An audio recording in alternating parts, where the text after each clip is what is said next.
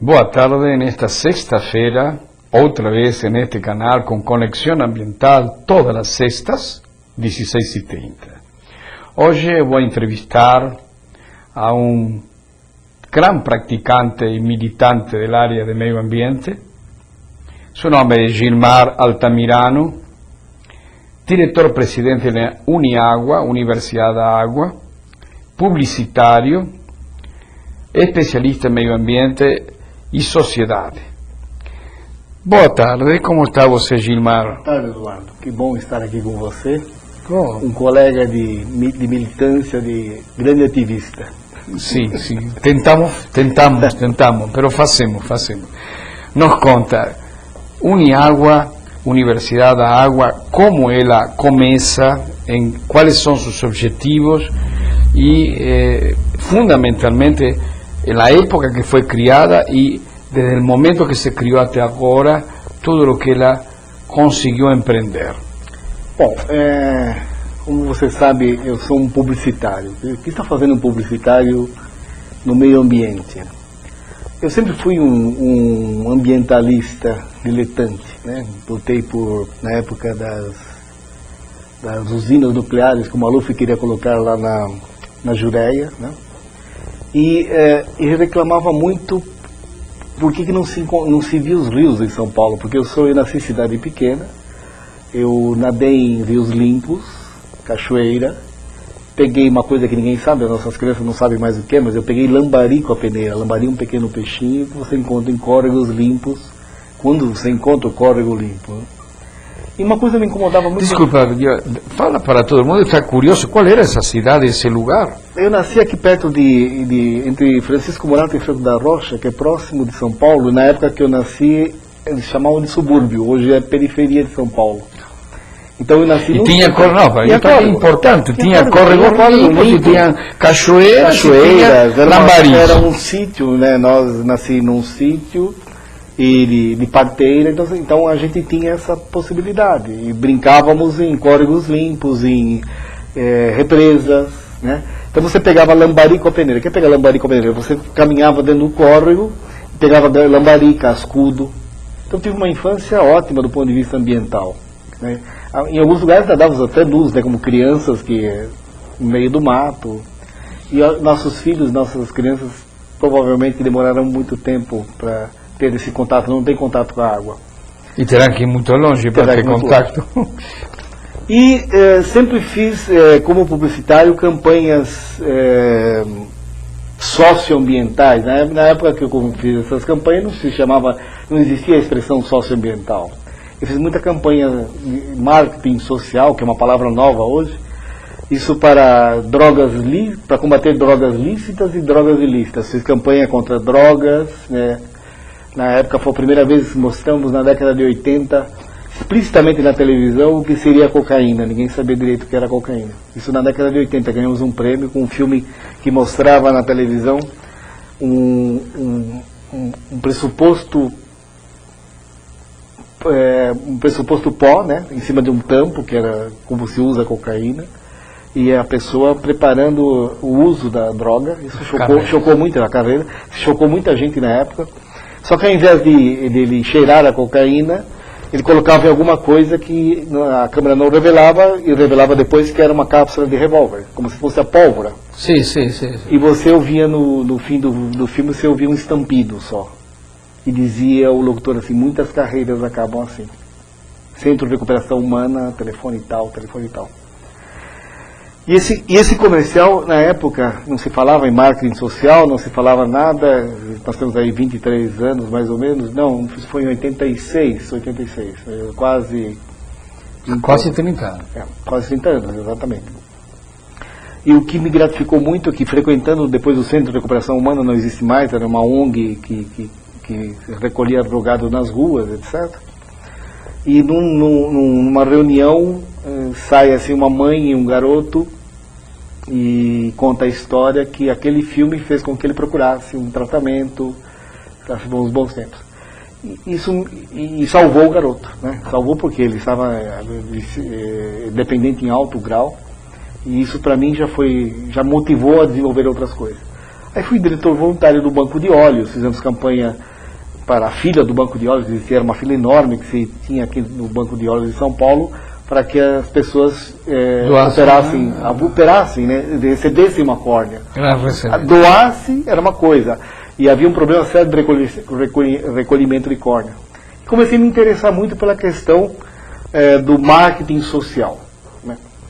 Em 98, eu acho que eu talvez tivesse escolhido a profissão errada de publicitário, porque achava que estava contribuindo para poluir o planeta, e ao conhecer... Aumentar o consumo.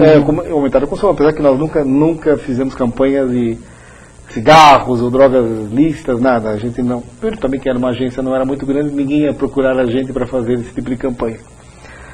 Ao fazer um movimento para abrir uma área da Sabesp, como uma área reservatória, porque é uma área belíssima, as áreas são protegidas, e para o lazer e educação ambiental da população, veio a ideia de se criar uma ONG em prol da água.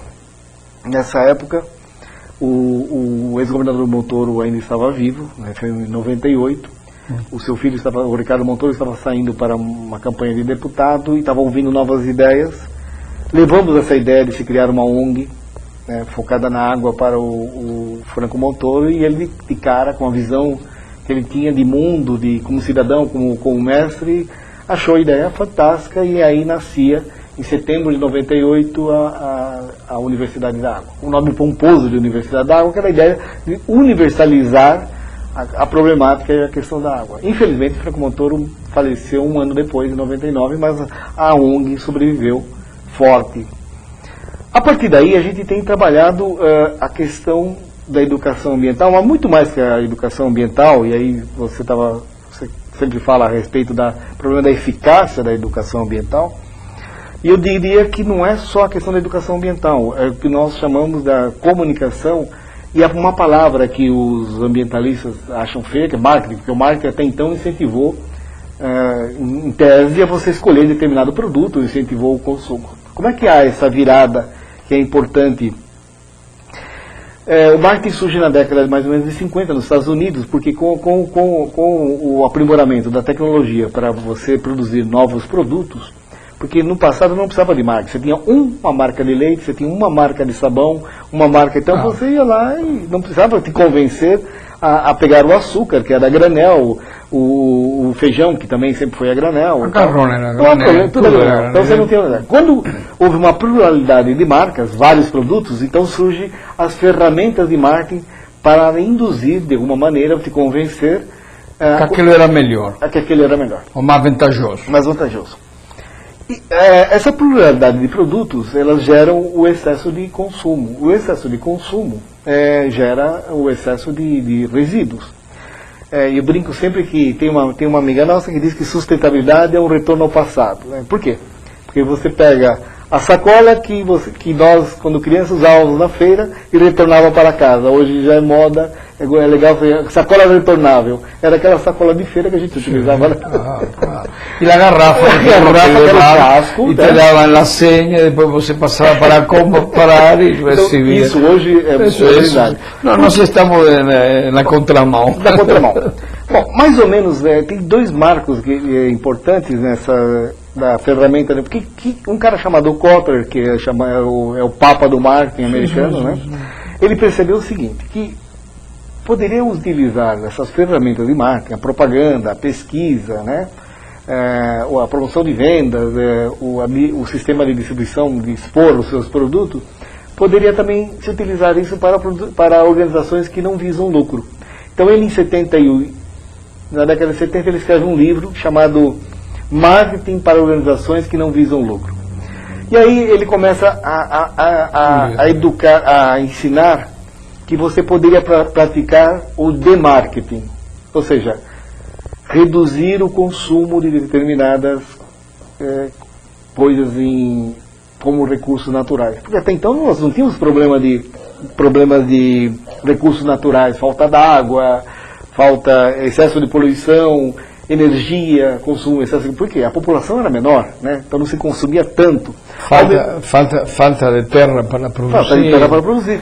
Terra mais perto das cidades para produzir. Aí tem um marco importante, em 1970 tem um filme, um comercial de televisão, que é considerado o marco ambientalista da comunicação, do marketing social. O filme é muito interessante porque se utiliza uma figura americana, que é um índio Cree Cherokee, ou seja, um ator chamado Iron, se não me engano era Óleo de Ferro, tem o nome indígena, Iron,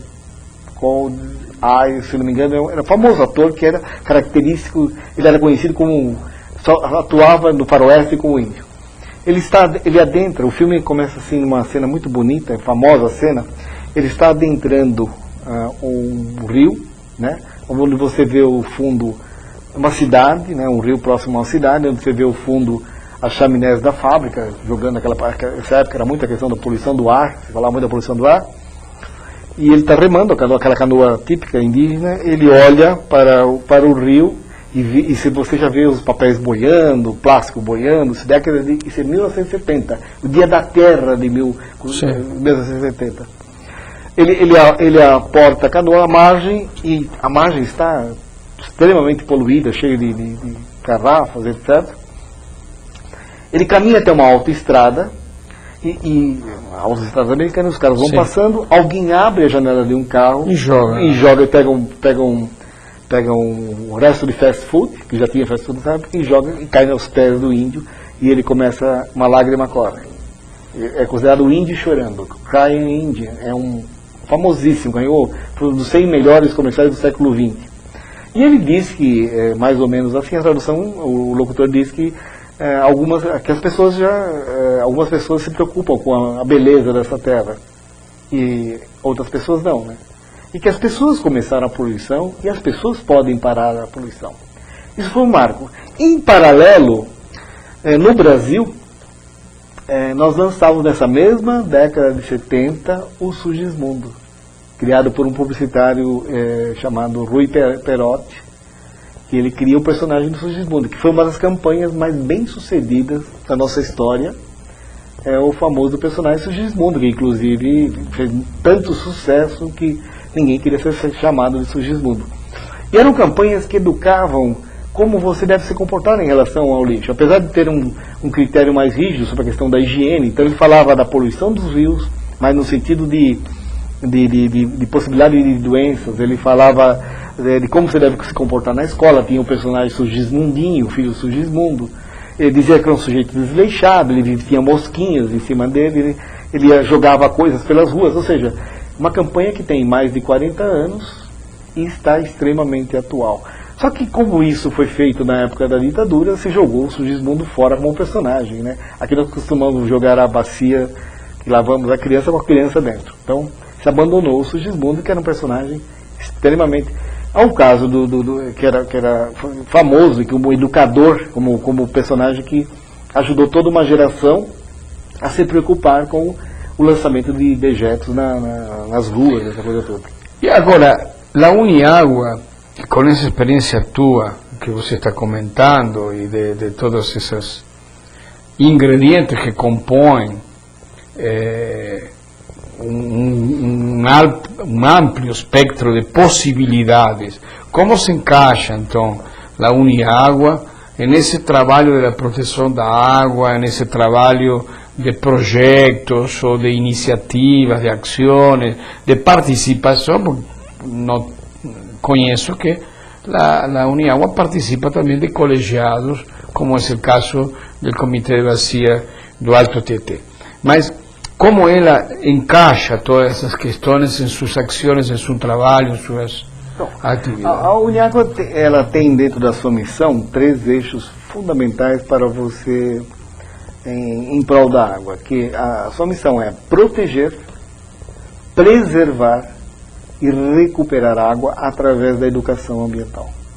Por que proteger? Proteger é o mínimo que a gente tem que fazer com relação à água. Quando você recupera uma mata ciliar, quando você reduz a emissão de seus resíduos na natureza, você está protegendo, não tirando o papel na rua, não recolhendo um cocô de cachorro, né, que é parece que as pessoas acham muito simples que deixar um cocô de cachorro da calçada não é um problema estético, de se pisar ou escorregar, é um problema de contaminador grave, né, juntando com a sopa tóxica que você, de um cocô de cachorro, bitucas de cigarro, que são bilhões. As pessoas não prestam atenção em bitucas de cigarro que você joga. Então são bilhões, né? A questão da permeabilidade, né, que você pode fazer e reduzir a enxurrada. Pouca gente sabe que quando eu brinco sempre quando a gente fala nas aulas, assim, quando você atira uma bituca de cigarro, um papel, olhando para o eixo da Paulista em direção ao Paraíso, se você jogar do lado direito, ela vai parar no Rio Pinheiros. Se você jogar do lado esquerdo, ela vai parar no Rio Tietê. Então, o que a Uniágua tem como, dentro desses 3 eixos, que é proteger, preservar, recuperar, é desenvolver ações, que a gente prestou uma palavra de um professor da USP, me lembro, que é educomunicação, que é unir a ideia da comunicação com a educação, né?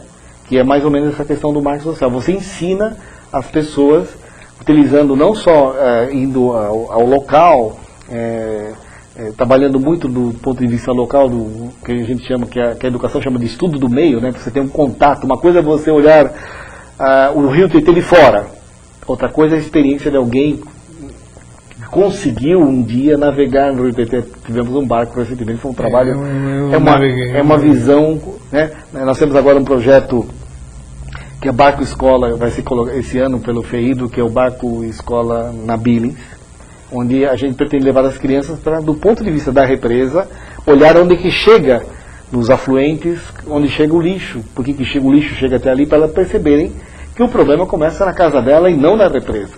A gente sempre olha o fim e não olha, a gente olha o efeito, mas não conseguimos enxergar a causa, porque os nossos rios estão enterrados e nós não temos contato, como eu comecei no início da nossa conversa. Então a gente tem procurado desenvolver ações que possibilite, por exemplo, nós temos um projeto chamado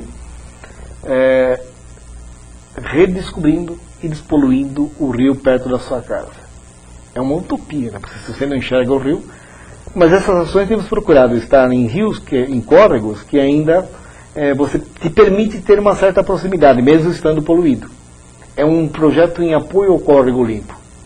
Porque o programa Córrego Limpo, que nasce de uma discussão entre secretarias, dentro da Secretaria do Verde e do Meio Ambiente, depois ele passa para a Secretaria de a CIURB assuma, que é a Secretaria de Infraestrutura Urbana da Prefeitura, e chega a Sabesp, porque a Sabesp, enfim, nunca mexeu com córrego, porque os córregos são sob a jurisdição municipal. E a Sabesp tem uma atuação estadual. Mas, obviamente, um acordo fez com que a Sabesp bancasse as ações em relação ao Córrego Limpo. Só que não adianta você tirar só o esgoto de um córrego se a população do entorno não parar de jogar coisas nesse córrego. Você mesmo comenta aqui a respeito de você tira o esgoto e continua ali plásticos, continua colchões, pneus, etc. Nós fizemos esse projeto durante 2 anos no Rio Caulim, que na verdade é o Ribeirão Caulim, lá na Bacia da Guarapiranga, em Parelheiros. A gente trabalhou 6 escolas do entorno, fazendo com que os alunos tivessem um contato efetivo com o rio e mostrassem todo o processo de poluição que chega até aquele rio, e por que chega até aquele rio. Né? Agora, desculpa uma coisa, aí você coloca na questão esta, que eu acho perfeito, né? De que entra el plástico, entran los pneus, entran otros residuos en el córrego, etc. Também entulho, também sofá, tudo entra. Mas concordo que a sociedade tem que fazer sua parte. Agora, continuamos em aquele problema que nós temos também o esgoto no córrego. Ou seja, nós temos que focalizar na questão da educação ambiental as responsabilidades. Eu não posso ser o único responsável. Há outro responsável que é o sistema público. Agora, veja bem, Você estava falando da questão da publicidade, da divulgação da publicidade e os efeitos positivos dessa questão. Prestei muita atenção nisso. E nesse momento apareceu na minha cabeça de que do ano 2070 a 2010 o consumo de PET aumentou 276%. A explosão. Então, eu tenho, por um lado, toda essa problemática. E por la outra, digo, bom, por que aumentou 276% o uso de PET? Agora, se não vamos ao passado, quando usávamos a garrafa e la devolvían e tudo isto, havia uma responsabilidade que era também do fabricante, também do supermercado, e um custo que o supermercado e o fabricante baixou, porque ele já não tem que armazenar nem manipular o vasilhamento de vidro, e a fábrica, porque ela não tem que ter que transportar a logística, a embalagem de vidro, etc. E tal. Então nós temos aí, então, aí uma rede, um círculo, em vez de virtuoso, vicioso, que é do consumo. Agora, muito bem, como você vê, de repente, replicar aquela publicidade que deu certo, del viciado, que depois acabava em um som de um disparo, né, que significava a morte, claro. Com essa questão, eu acho que um programa de televisão que a própria Sabesp poderia muito bem financiar sem nenhum tipo de problema. A Sabesp é uma das empresas de tratamento de água mais lucrativa do planeta. Não estou falando do Brasil, estou falando do planeta. Ou seja, não poderia trazer, é uma provocação que eu faço, não poderia trazer um resultado sobre essa questão, ou seja, sobre aquele dejeto, aquilo que se vai jogando no córrego, que se vai jogando na represa, que se vai jogando no rio, que se vai jogando em tudo isso. É um disparo. Não precisa pôr um disparo. A morte se pode simplificar de mil maneiras. E a doença antes que a morte, porque senão ninguém morreu tomando água da torneira. Mas a torneira está com uma água onde nós podemos tratar toda a contaminação biológica que tem, mas não podemos tratar a química, não podemos tratar o fármaco dentro da represa, dentro do córrego, dentro da água que nós bebemos. Estamos cheios. Uma vez eu falava para um aluno meu, falava o seguinte: eu estou tomando anticoncepcional feminino. E ele brincava, não pode. Falei, sim, quando abro a torneira, por mais que passe por el filtro, eu estou tomando hormônios, estou tomando antibióticos, estou tomando antidepressivo, calmante, estimulante, até Viagra tomo por la. Aí um aluno disse o seguinte: quantos litros de água que tomar, né, para dar o mesmo efeito? Mas estou falando isso, saindo da brincadeira. Esse não seria, essa provocação, não seria importante tentar que a Sabesp faça uma propaganda copiando essa ideia tua? Claro, veja, o poder público se comunica muito mal no geral. Nós temos uma dificuldade em que a comunicação, eu diria só a propaganda, mas a comunicação do poder público ela é muito mais reativa do que proativa. Então ela reage, e quando ela reage... É omnipotente e autoritária. Então quando ela reage muito mal. Quando eu falo de comunicação ou de marketing social, eu imagino o seguinte, que você tem que ensinar e comunicar, porque o grande problema, tem um professor da saúde pública, de Rocha, que o problema da água são dois, sabe quais são? Ganância e ignorância. Então a ganância, por razões óbvias, do mundo é assim, não é só da água, né? Não, sim. E a ignorância, à medida que você ensina a população, ou dá alternativas à população, porque não é só ensinar, você tem que dar alternativas. Sim. Ela reage até um certo limite do ponto de vista da educação.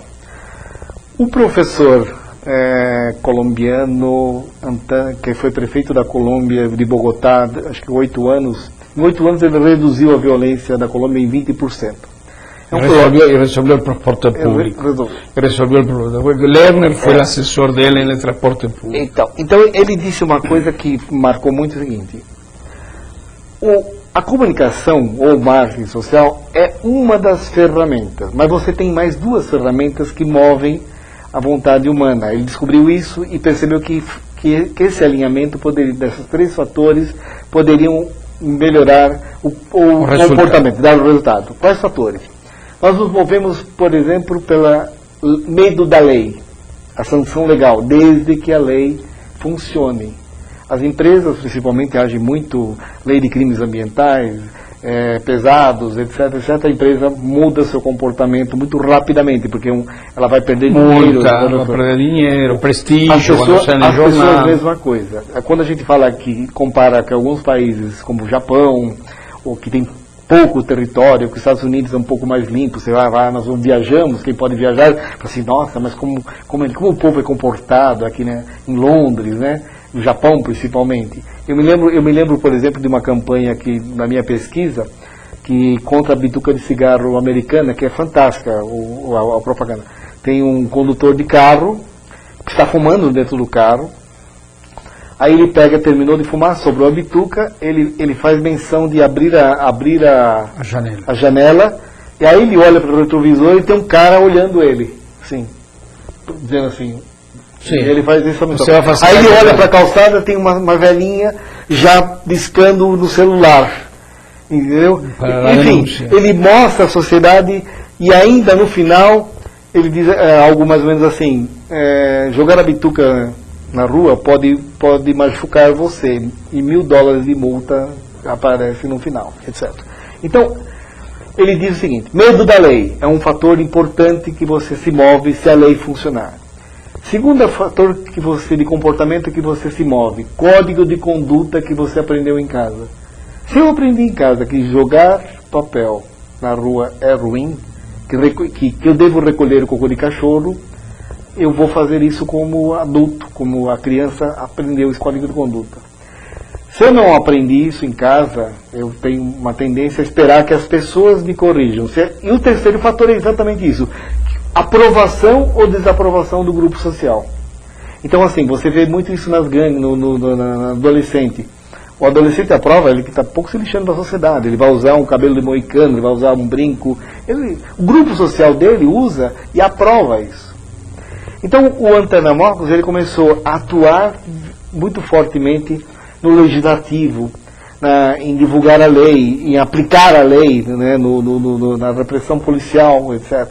Mas ele atuou muito forte ensinando o código de conduta em comunicações, como você falou da Sabesp, fazer um programete de 3 minutos na televisão, mostrando situações de conflito e provocando a população para qual seria a forma dela se conduzir. Tem um filme, por exemplo, de 3 minutos que mostra um pedestre atravessando uma faixa e passa um ciclista e esbarra no pedestre assim, de forma abrupta. E aí ele mostra 3 situações que poderiam acontecer naquele momento. Uma das situações, eles se atracarem, o cara vai lá e começa a discutir com a coisa, os dois. A segunda situação, o cara xinga o ciclista e o ciclista pede desculpa. E a terceira situação, os dois pedem desculpa. Então ele pergunta, ele provoca, como você faria, qual seria o comportamento ideal? Ele faz como se fosse um teste da população. A outra forma que ele fez, nos bairros mais violentos, ele publicava um ranking de quais seriam os bairros mais violentos. E as pessoas que moravam nesses bairros mais velhos, então se incomodavam, as próprias gangues estavam querendo baixar a violência, porque ele premiava os bairros menos violentos com quadras, com áreas verdes, ele investia nos bairros menos violentos, não nos bairros mais violentos. Então o ranking queria ser, todo mundo queria não ter esse bairro. Enfim, essa série de ações culminou com um índice de 20%, que era altíssimo na Colômbia. E, voltando à questão da Sabesp, que você perguntou, é óbvio que a comunicação da Sabesp poderia ser muito mais educativa. O México, que tem problemas de água seríssimos, você sabe disso, cidade do México, a comunicação tem um Conselho Nacional Conágua, que é belíssima a forma com que ele mostra o ciclo da água, de onde vem a água que bebemos, como que se capta essa água, chama a atenção dos legisladores para que legislem para a água, chama a atenção da população para que pague a água, porque há um problema em vários lugares em que não se paga o serviço da água, né? Então, falta essa proatividade. Você vê que, saindo da água, recentemente em São Paulo, acho que foi uma primeira campanha que eu vi bem sucedida de marketing social, da faixa, né? E eu vejo hoje que deveria ter continuidade, porque uma campanha não há um movimento, o movimento é mais perene, como diz. Você cria um movimento e ele se perpetua, né? Moto perpétuo, né? Mas a campanha ela acabou, o dinheiro acabou aquele tempo, então deveria ter resíduos isso. A campanha da faixa foi muito boa. As pessoas podem não gostar, dizer que não mudou nada o trânsito, mas eu sou um dos que utilizo a mão, tá certo que eu não sou um exemplo, mas eu vejo muitas pessoas utilizando a mão para passar e os carros respeitando. Não é uma coisa que, tá? Mas houve uma proatividade. Foi a primeira que eu me lembro aqui em São Paulo. Nós não temos isso em prol da água. Não há uma campanha que esclareça qual a situação da bacia. O que é uma bacia hidrográfica? O que é a bacia do Alto Tietê? Sí, mas você colocou a questão da educação, dessas questões da casa, entre os exemplos. Eu estudei no Japão. E primeiro dia que eu cheguei, a los 2 o 3 días, andando por aí, estava em Yokohama, na região do Kensho, e eu via, como também em Tóquio, como em outros lugares, a limpeza de los canais, a limpeza das ruas, uma limpeza, e via as pessoas jogar, a vezes fazer 50 metros até um lugar para jogar uma coisa pequena, minúscula. Y entonces a uno de los profesores lo parabenicé por esa ciudad, por esa cultura, y entonces le falei, né, por esa educación. Y él ficou bravo conmigo.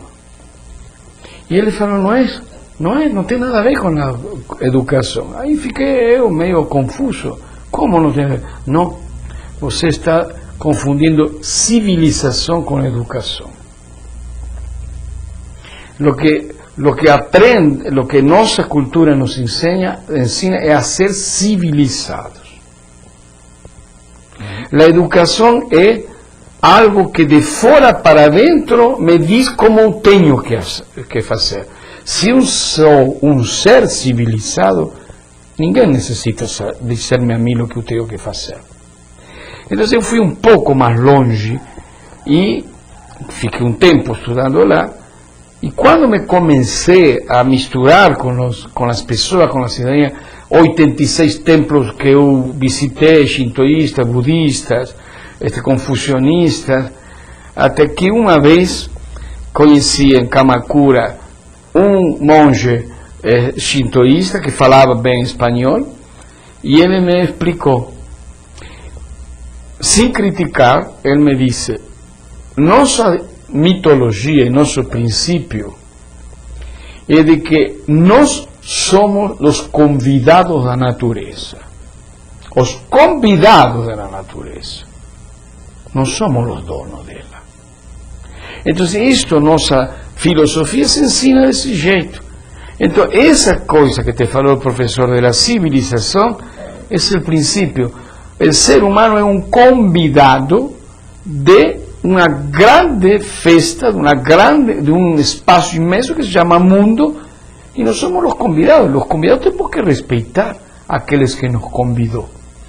Isso me ficou a mim de uma maneira tão presente que peguei minha filmadora e tenho 12 horas de filmagem em VHS que eu afirmei depois, no fim de semana, pegava o comportamento civilizatório dessas pessoas. Há uma das partes da filmagem que ficou muito fixada em mim, quando uma criancinha de 3 anos estava em um parque onde havia milhares de pessoas e não se via nada na rua, e eu peguei, ele estava com um picolé, e quando acabou o picolé, ele olhava onde tinha que jogar o picolé, nem falou com a mãe, ele buscou a caçambinha para levar um menino que apenas se movia praticamente. Então, aí está a questão. Não será que nós temos que começar a pensar mais que a questão ambiental é uma questão de humanidade e uma questão democrática? por que também é democrática essa questão? Porque se eu quero viver em uma democracia, a democracia está feita de direitos e de obrigações. Então eu acho que não é tão difícil, Gilmar, encarar essa questão. A Sabesp teria que ter, não simplesmente contratar publicitários. Não estou em contra do publicitário, você é da área de publicidade, da área de comunicação e tudo isso.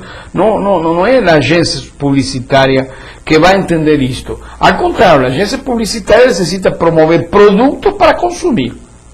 Não necessariamente. Não necessariamente, mas a maioria deles fazem esse tipo de coisa. Então, de repente, ele prestar um pouco mais de atenção a essas questões que podem ser muito educativas. Não sei, Gilmar, é uma provocação que eu te coloco. A Universidade da Água não pode chegar, por exemplo, a la Sabesp e com uma ideia, com um projeto que vocês fossem aqueles que vão assessorar, não vão dizer o que fazer, mas assessorar essas questões. Uma pergunta. Você falou do Japão, são civilizações de 3.000 anos, eles têm processos e processos, mas nós falamos em código de conduta. Código de conduta e uma ilha também que ficou fechada há 500 anos. Isso. Mas pegando a nossa realidade, como a nossa realidade é diversa, eu estudo muito o comportamento das pessoas. Eu vejo, tem um rap de uma dessas músicas que diz o seguinte, que chama-se Castelo de Madeira. E um dos sonhos na música, de uma das estrofes, ele diz que o sonho é ter um banheiro. Ele tem o sonho de ter um banheiro. O Castelo de Madeira é um barraco na favela. Você não pode dizer a essa pessoa, preserve o meio ambiente, você não tem um banheiro e casa. Então são os extremos da história. Nós temos uma contradição, porque nós temos um passivo social de 500 anos. Isso. A segunda questão, você consegue criar, uma campanha não resolve, porque uma campanha ela é efêmera, ela termina e o resíduo não é muito grande, mas você tem que criar movimentos. E movimentos culturais, mudança cultural é uma coisa que demora, gerações. Muito difícil. Mas é possível você criar movimentos. Eu vejo as campanhas de não sujar. Uma das campanhas que são bem sucedidas, por exemplo, na Califórnia, que tem um trabalho muito grande, que tem problemas de poluição terríveis, hein? Sim. Passivos ambientais terríveis. Terrível. Então, uma das campanhas que me lembro... A metade dos aquíferos contaminados. Então, uma das campanhas que me lembro, que muito interessante, dessa questão do pertencimento, né, de gostar da sua cidade, de mostrar... Porque o americano trabalha muito essa questão de a Califórnia ser o lar, né? E nós ainda temos essa coisa de o migrante, dificilmente, às vezes pessoas que nunca tiveram contato com a água potável lá que migram para cá, como é que ele pode preservar uma água que ele não tinha, né, para beber? Mas esse filme mostra uma coisa muito interessante, que é assim, dois pesquisadores apertam uma campainha no apartamento e perguntam eles entram, o cara, pois não, aí eles entram de uma vez, estamos fazendo uma pesquisa, pegam um saco de lixo e espalham na sala do sujeito. E o sujeito fica estupefato, ele fala assim, o senhor gosta de lixo na sua casa, no seu lar? Mas é claro que não, né? Então como é que... Aí ele mostra uma cena dele no carro, e ele pergunta assim, ele jogando lixo pela janela, e ele pergunta assim, mas a Califórnia é o seu lar, senhor? Ele provoca o americano, né? E aí mostra o cara jogando lixo pela janela. Então ele fecha dizendo, não suje a cidade, o lar que você mora, que você vive, etc. Então você, aos poucos, você pode mudar o comportamento. Chegar à Sabesp e propor, isso acho que é uma coisa até costumeira, a gente faz isso e discute-se, é um processo complicado, até porque a Sabesp, formada, não tem nada contra os engenheiros, né? Mas a cultura era sempre de obras. É corporativismo e obras. Obras. Aliás, todos os problemas do mundo sempre foram sanados em tese, né? Engenheiro cuida de saneamento e médico cuida de doença, é uma coisa muito estranha, né? Mas deixa eu voltar ao ponto importante que eu queria colocar sobre... Tivemos uma reunião de concessionárias que eu participei meio infiltrado. Tem pouco tempo? Tem pouco tempo. E o Banco Mundial que financia essas obras, ele estava muito preocupado que você gasta muito dinheiro com as obras e não ensina as pessoas a usarem as obras. Então, muitas das obras se perdem ao longo do tempo de saneamento porque você não liga a sua casa ao esgoto porque você não quer pagar uma taxa de esgotamento sanitário. Assim, em várias cidades do Brasil. Aqui também temos o mesmo problema. Então, olha o processo da educação. Ensinar a usar a obra. Está preocupado o Banco Mundial em financiar. Isso significa que você tem que fazer ações de comunicação, movimentos, para que as pessoas saibam. Olha, esse é um processo de mudança. Última ação que nós estamos desenvolvendo, que não é uma campanha, e aí se torna, só para fechar um pouco a nossa conversa, você pergunta aqui que é a Universidade d'Água. Nós fizemos algumas campanhas e agora acho que nós devemos fazer um grande movimento. Nós estamos lançando um incentivo para que as pessoas sejam amigas da água, né? Nós temos um projeto que está incubado há 10 anos, que se chama Selo Azul, a empresa e a pessoa amiga da água. Queremos que as pessoas percebam a água no seu dia a dia, porque não há percepção da água. Enquanto não faltar água na sua casa, você não toma conhecimento que a água é que dá a vida, essa coisa toda. Quando não faltar, o dia que faltar, todos nós, quando um dia chegar em casa, abrir lá o registro do chuveiro e não cair um pingo, aí você se apavora. Ou então, se for tomar água na tua casa, cria um rebuliço. Non están, perdón por el tiempo que se está esgotando, mas no es solo en la casa que se consume mucha agua y no es solo ese problema, pero de todas maneras vamos a tener oportunidad de hablar en otro momento. Eu agradeço tua visita, foi muito interessante, os exemplos que você colocou, que serviram, foram praticamente... você falava de filmes, falava de tudo isso, pero está ensinando as pessoas, ou seja, o filme tinha esse objetivo e as pessoas cumpriram essa mensagem, então serviu de aula, não foi o conto de um filme, nada mais. Eu te agradeço muito, agradecemos a nossos espectadores, continuaremos todas as sextas-feiras às 16h30 por este canal. Obviamente, Conexión Ambiental continuará con vocês con muchas más novedades de entrevistas de pessoas tan importantes como todas aquelas que nós buscamos para vir a nosso programa. Muito obrigados a todos, até a próxima sexta-feira e um bom fim de semana. Obrigado.